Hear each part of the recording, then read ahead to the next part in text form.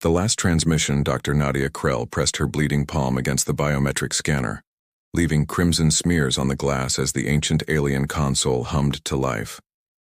The research station Prometheus shuddered around her, its hull groaning, under the relentless assault of crystalline entities that had emerged from the artifact she'd been studying for 3 years. "Come on, you beautiful piece of alien tech," she whispered, fingers dancing across symbols that predated human civilization by millennia. The translation matrix she'd painstakingly developed flickered on her damaged tablet, converting the hieroglyphs into something resembling instructions. Behind her, the laboratory's blast doors sparked and warped inward. They wouldn't hold much longer. The station's emergency lighting cast everything in hellish red, and through the observation windows, she could see the void crawling with geometric nightmares. The Convergence, as the research team had dubbed them, were crystalline beings that seemed to absorb and repurpose everything they touched. They'd taken the outer rings first, converting metal and circuitry into extensions of their hive mind. Architecture.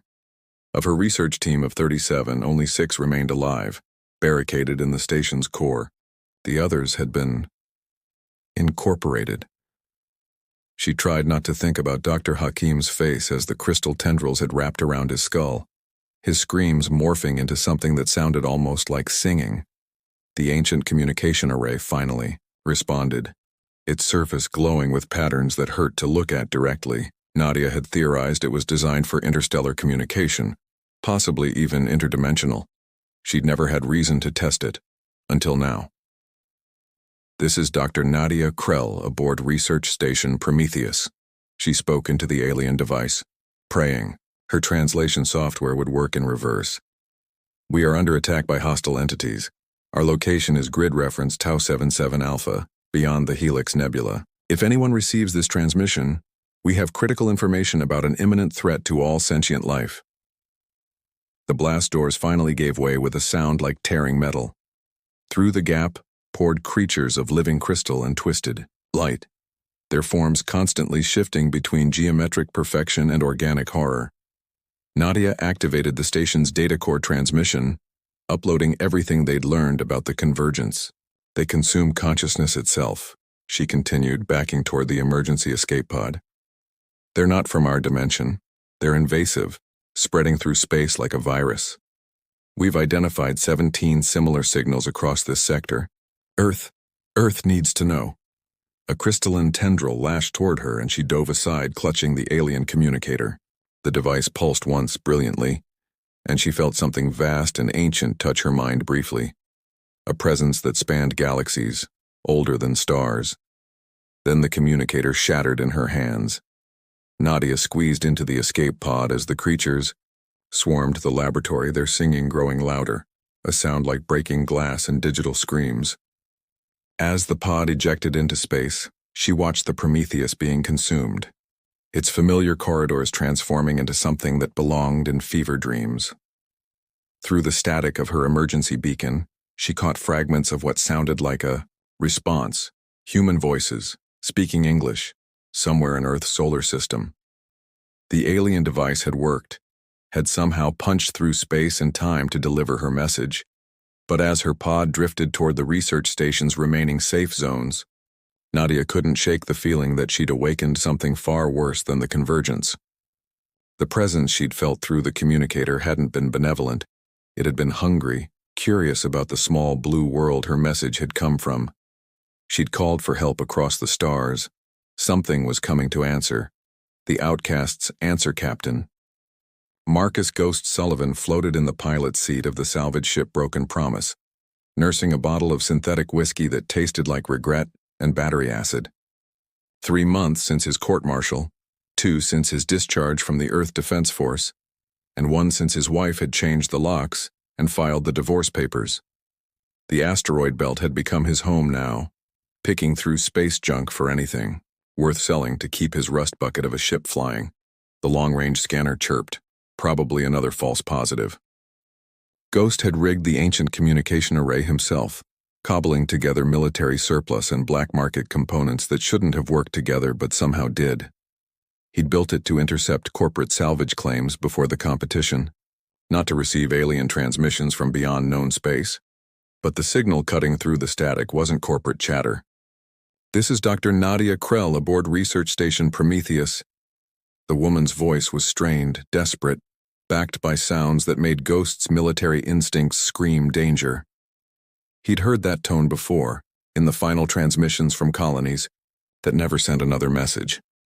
Ghost straightened, his cybernetic left arm whirring as servos compensated for the sudden movement. Shrapnel from the Battle of Europa had taken the original 3 years ago, along with his trust in superior officers who sent good soldiers to die for political points. The prosthetic was military grade, worth more than his ship, and a constant reminder of what duty had cost him: hostile entities, critical information about an imminent threat to all sentient life. The transmission continued, describing crystalline creatures that consumed consciousness itself. Ghost had seen a lot in 15 years of military service. Pirates, raiders, even the Martian separatist uprising, but this was something else entirely, something that made his veteran's intuition crawl with warnings. When the signal cut to static, Ghost stared at the empty bottle in his hand. 3 hours ago, he'd been ready to point his ship toward the nearest star and let the universe solve his problems permanently. Now, a complete stranger's desperate call had given him something he'd thought was gone forever: purpose. He pulled up the navigation computer, inputting the coordinates from the transmission. Tau 77 Alpha was beyond the outer colonies, past the edge of mapped space. No sane pilot would attempt the journey alone, especially not in a salvage ship held together with prayer and questionable engineering.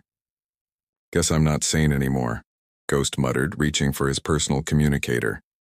The first call went to Zoe Chen, the former military engineer who'd been blacklisted for asking too many questions about weapons contracts.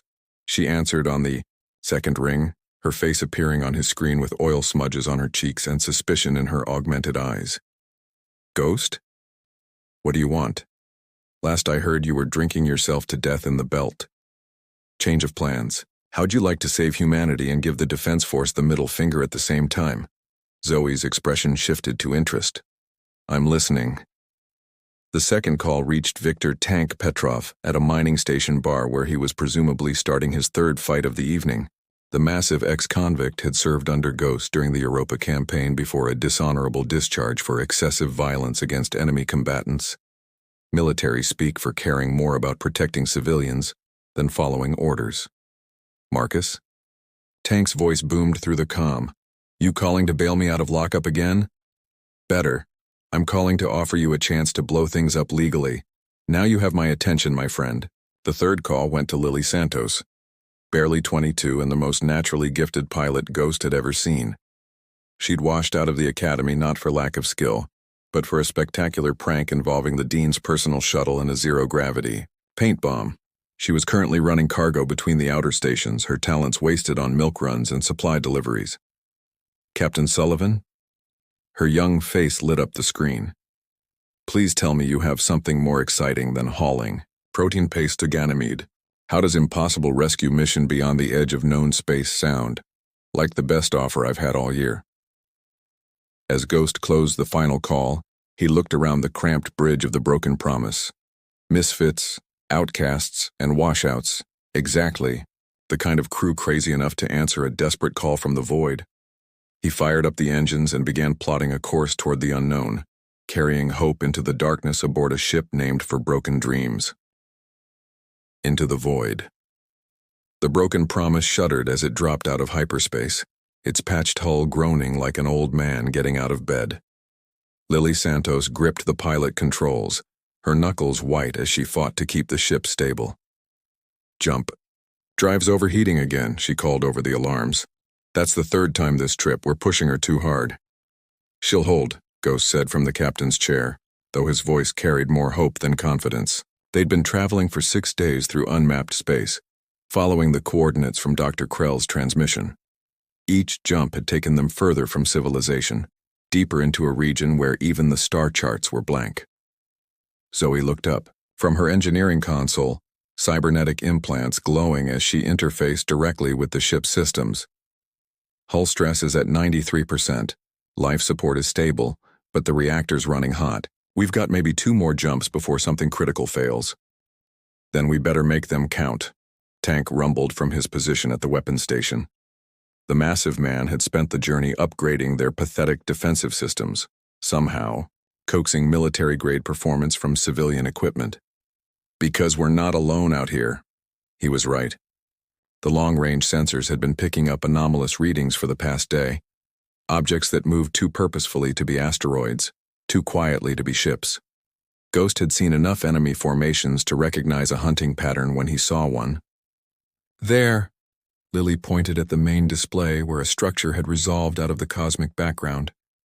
That has to be Prometheus Station. The research facility hung in space like a broken flower, its modular sections twisted into impossible angles. Parts of it gleamed with an oily, crystalline sheen that hurt to look at directly. Strange geometric patterns crawled across the hull, pulsing with inner light. Jesus, Zoe whispered, what did they find out there? Something that found them back, Ghost replied grimly. He activated the communication array. Prometheus Station, this is Captain Sullivan aboard the salvage vessel Broken Promise. Dr. Krell, if you're receiving this, we're here to extract you and any survivors. Static answered them, filled with sounds that might have been voices or might have been something else entirely. Then, cutting through the interference, came a familiar voice. Broken Promise, this is Nadia Krell. Thank God. I can't believe someone actually came. Her voice was hoarse, exhausted. We have 4 survivors, barricaded in Section C7. But you need to know they're still here. The convergence.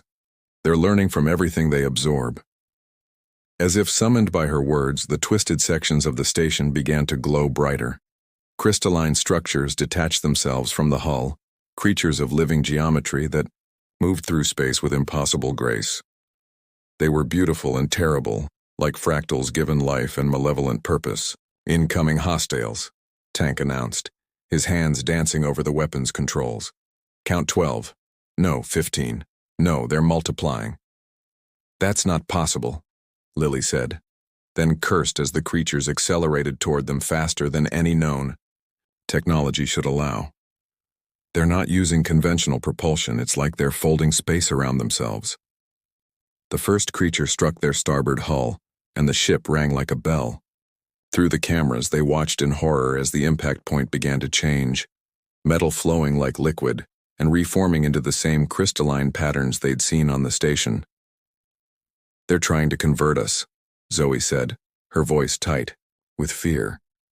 The hull breach is spreading, but it's not a breach, it's a transformation. Ghost made a command decision.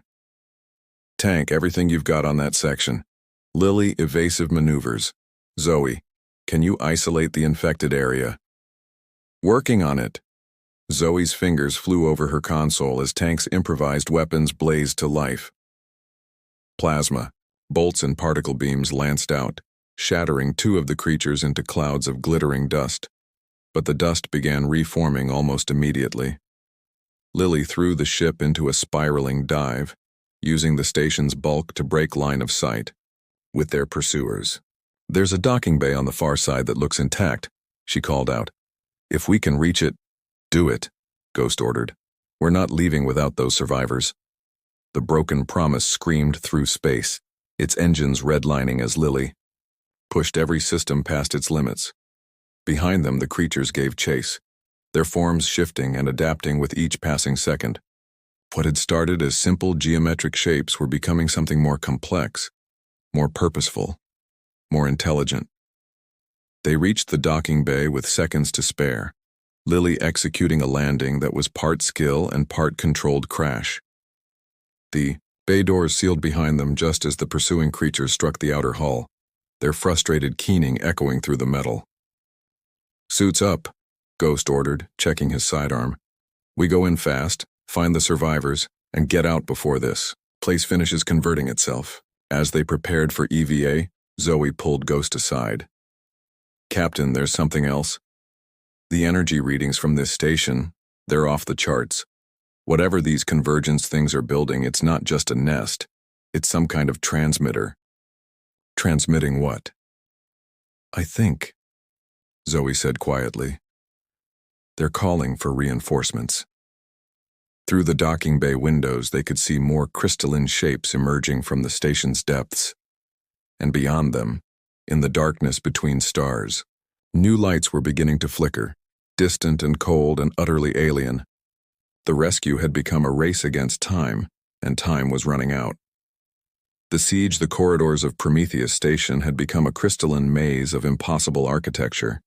What had once been sterile research hallways now pulsed with veins of living light, the walls breathing in rhythm with something vast and alien.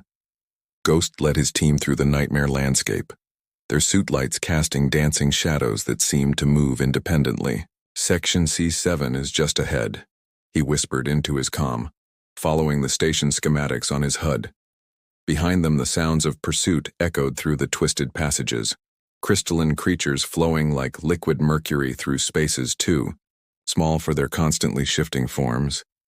They found the survivors barricaded behind a makeshift fortress of overturned lab tables and welded metal plates. Dr. Nadia Krell met them at the improvised airlock, her face gaunt with exhaustion and her lab coat stained with something that glowed faintly blue. 4 of us left, she said without preamble, gesturing to the 3 figures behind her. Dr. James Park, our quantum physicist, Lieutenant Commander Rosa Martinez from Station Security, and Professor Chen Wei, our xenobiology expert. Each survivor looked like they'd been through hell. Haunted eyes, trembling hands, the 1,000-yard stare of people who'd seen their reality rewritten.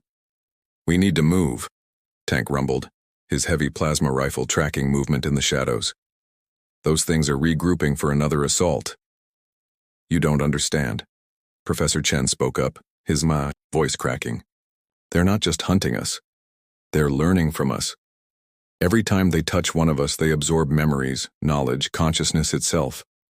They know everything we know now." As if summoned by his words, the walls around them began to glow, brighter.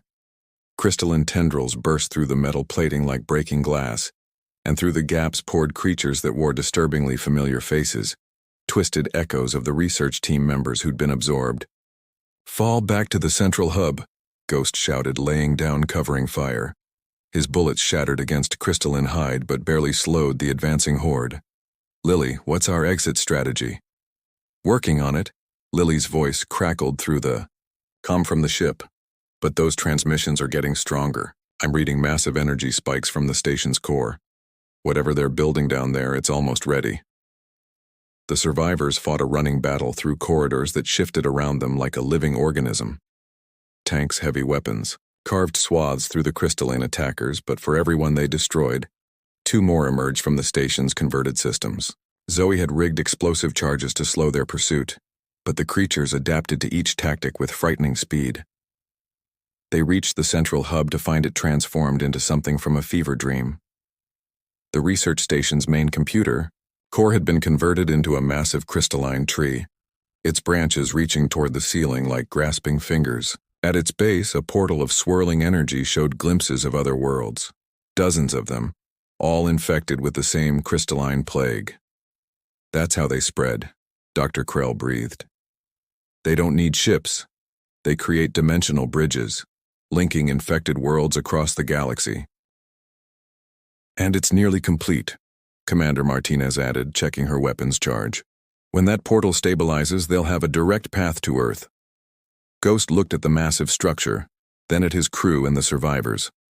The math was simple and brutal. They couldn't fight their way through the entire hive, couldn't destroy the portal from outside, and couldn't wait for reinforcements that weren't coming. "Zoe," he said quietly, "the station's reactor core.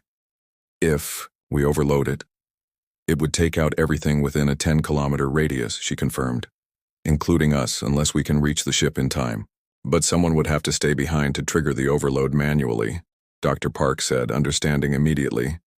"The crystalline interference is blocking remote detonation." Ghost nodded, his hand moving to his sidearm. He'd led these people into hell. It was his responsibility to get them out, even if he couldn't go with them. "No." The voice was quiet but firm. Dr. Krell stepped forward, her expression resolved. "This is my fault. My research opened the door for them. I should be the one to close it. Nadia, no, Dr. Park started. Someone has to. She cut him off. And I'm the only one who understands the station systems well enough to guarantee the overload will work. She looked at Ghost.